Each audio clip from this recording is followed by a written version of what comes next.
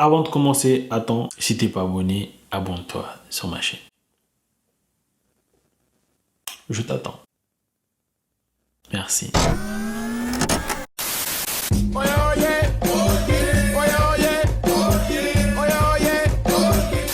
Nouvelle vidéo, bon dans cette vidéo je vais vous expliquer comment j'ai eu cet appartement du Crous à la dernière minute. Même moi franchement j'y croyais pas. Comment est-ce que j'ai fait? Même moi je sais pas. Mais avant de commencer la vidéo, faut que je vous dise un truc qui m'est arrivé juste là.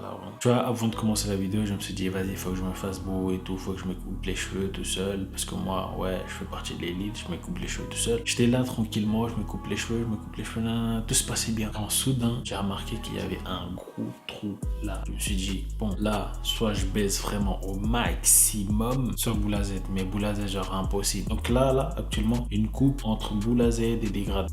Mais en vrai ça va hein. Même si les waves sont partis, mais c'est la vie, ça repousse. C'est pas de l'argent. Déjà, pour commencer, tout a commencé alors que je m'y attendais pas du tout, mais vraiment du tout. C'était un jour d'octobre, j'ai accompagné quelqu'un au Crous, et quand je suis arrivé au Crous, je me suis dit tiens, je vais demander à cette dame s'il n'est pas trop tard pour faire une demande de logement. Et cette dame m'a dit non, il n'est jamais trop tard.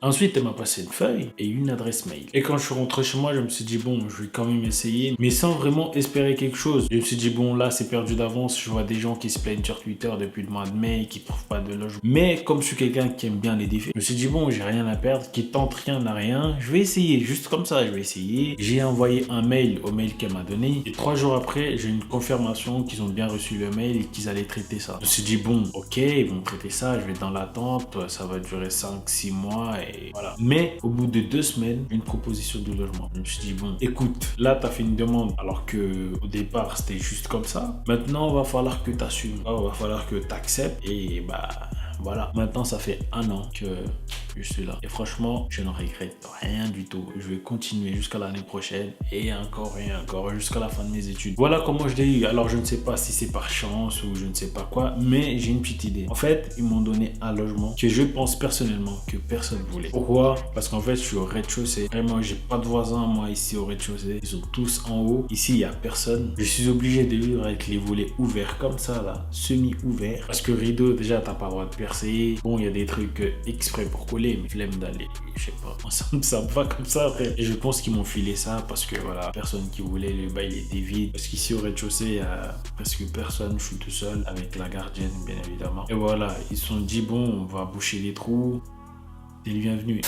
Bref, maintenant que je vous ai dit comment j'ai eu ce logement, voici maintenant 5 choses que vous devez savoir sur les logements du Crous. First, c'est que vous n'avez pas le droit d'héberger quelqu'un chez vous. Vous avez droit à des visites, c'est normal. Bien évidemment, t'es pas en prison. Même en prison, ils ont le droit d'avoir des visites, tu vois, c'est pas au logement du Crous où t'auras pas le droit. Mais ils n'ont pas le droit de dormir chez vous.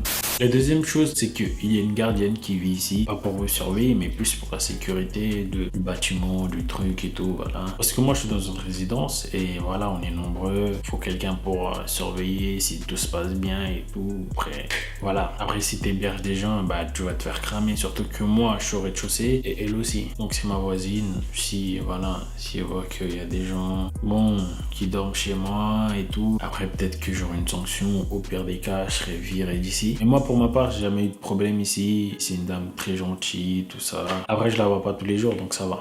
La troisième chose, c'est que la résidence possède une laverie. C'est-à-dire, si t'as des linges sales et tout, tu connais les laveries. Là, je vais pas te faire un dessin. Si t'as des linges sales, tu montes, tu laves. Mais c'est pas gratuit. C'est pas parce que c'est du Crous et tout que c'est gratuit. Non, c'est pas gratuit. Du tout. Au contraire, je trouve même que c'est cher. Moi, mes linges, je les lave chez mes darons. Je mets dans la voiture. Parce que théoriquement, c'est pas cher. Disons que je crois que c'est 2 € pour laver et 1 € pour sécher. Mais logiquement, il faut séparer les habits et tout. Les habits blancs et les habits de couleur, tout ça. Ça fait 4 €. Donc, tu vas les sécher, ça sera pas ensemble. 4 plus 2, ça fait 6 €. Et des fois, c'est pas bien sec. C'est-à-dire que tu vas resécher. Ça fait, je sais pas. 6 plus 2, ça fait 8 €. Mais je crois, je me trompe. Je crois laver, c'est 4 € ou 3 €. Hein. Et sécher, c'est 2 €. Donc, c'est cher. Frère. Personnellement, une fois, j'ai essayé. J'ai payé dans les 12 € comme ça. Je me suis dit plus jamais. La quatrième chose, c'est qu'il y a une fibre ici. Ça, c'est vraiment un truc de ouf. Tu vois. Moi, personnellement, je regarde des trucs en 4K avec mon MacBook Pro acheté en 2018 chez Apple Store avec l'argent de qui? Avec l'argent du Crous, bien évidemment. Voilà, personnellement, dans ma résidence, après je ne sais pas si dans toutes les résidences c'est comme ça, mais personnellement dans la mienne, il y a la fibre.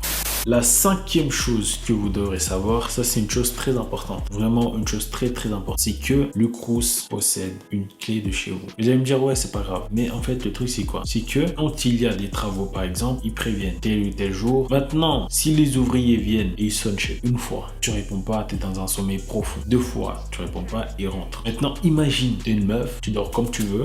Moi je vais pas te juger, je sais pas. C'est ton problème, c'est pas mon problème. Tu dors comme tu veux, habillé ou pas habillé. Maintenant, imagine, t'es là, tu dors, tu vois quelqu'un qui ouvre la porte de chez toi, qui rentre directement. Et toi, t'es là, t'es dans un sommeil profond. Tu te réveilles petit à petit. Tu vois quelqu'un en face de toi, frère. Mais moi, je panique, frère. Je sursaute. Moi, ça me fait peur. Je vous jure, ça me fait peur. Ça me fait peur. Parce qu'en plus, je peux pas mettre la clé sur la porte. Parce qu'en fait, à l'intérieur, en fait, il y a un petit truc où tu tournes comme ça, là. Là, s'ils ont la clé, c'est obligé. Tu peux pas t'enfermer chez toi. Impossible. It's not possible. À part si tu fais comme dans les films, tu mets une chaise sur la porte et tout. Mais ça, impossible. Voilà les 5 choses que vous devez savoir. Ah oui, j'aimerais aussi rajouter un petit bonus. Voilà, j'ai oublié. Du coup, ça fait 6. La TNT. Faut payer. Genre. Wesh, la TNT, frère. Genre, je prends mon MacBook Pro acheté en 2018 chez Apple Store avec l'argent du Crous. Je peux mettre la chaîne que je veux en ligne. Ça va marcher. Après, moi, ça va. Je regarde pas tout le temps la télé. Je regarde que les dimanches. Parce que les dimanches, tu vois, mes petits trucs à regarder, téléfoot, recherche maison, appartement, maison à vendre, 66 minutes. Voilà, fermons cette parenthèse. Maintenant, je vais vous donner les avantages et les inconvénients de vivre tout seul. Premier avantage, c'est que voilà, t'es tout seul, t'as plus tes parents derrière toi. T'es en autonomie, tu vois, tu kiffes. Tu veux dormir maintenant, tu dors. Tu veux réviser maintenant, tu révises. Tu veux manger maintenant, tu manges. Tu manges après, tu manges après. Mais l'inconvénient de ça, c'est que quand t'es loin, la solitude, elle peut peser, frère. Mais vraiment. Moi, ici, je suis dans un logement étudiant. On se dit, logement étudiant, ils sont sûrement beaucoup, tout ça. Frère, personne se parle. Je connais 2 personnes ici. D'ailleurs, il y en a une, elle a une chaîne YouTube, elle s'appelle Raïssa. Big up à toi. Mais c'est tout. Plus maintenant, mais franchement, au début, quand je voyais que j'étais tout seul, je parlais au mur. J'étais là, ça va. Il me répondait pas, le mur. Franchement, la solitude, ouais, c'est juste ça qui peut un peu, tu vois. Voilà, maintenant, on va parler de dépenses, les courses et tout. Moi, en fait, au début, c'est que quand je faisais les courses, je faisais les courses comme si j'étais pas tout seul. Donc, quand j'achetais des yaourts, je prenais des trucs à 6, 8, je sais pas combien. En fait, je me rendais compte que les trucs, en fait, ça périmait dans mon frigo. Sans même que j'ai le temps de manger. Genre, faut faire des courses, mais en gros, pas trop. Prenez juste des trucs individuels. Sinon, vous allez vous rendre compte que les trucs qui vont périmer dans ton frigo, sans même que tu te rendes compte. Tu vas remplir ton frigo de ouf. Le lendemain, t'arrives, ça c'est périmé, ça c'est périmé, ça c'est périmé, ça c'est périmé. Voilà, j'aurais bien voulu vous faire un room tour, genre vous montrer l'appartement, mais j'ai peur que la vidéo soit un peu trop longue. Donc la prochaine vidéo, je vais vous montrer à quoi ressemble l'appartement, combien je paye par mois, l'électricité, tous les trucs. Donc soyez là si vous voulez une deuxième partie. Donc voilà, et sur ce, bye banks.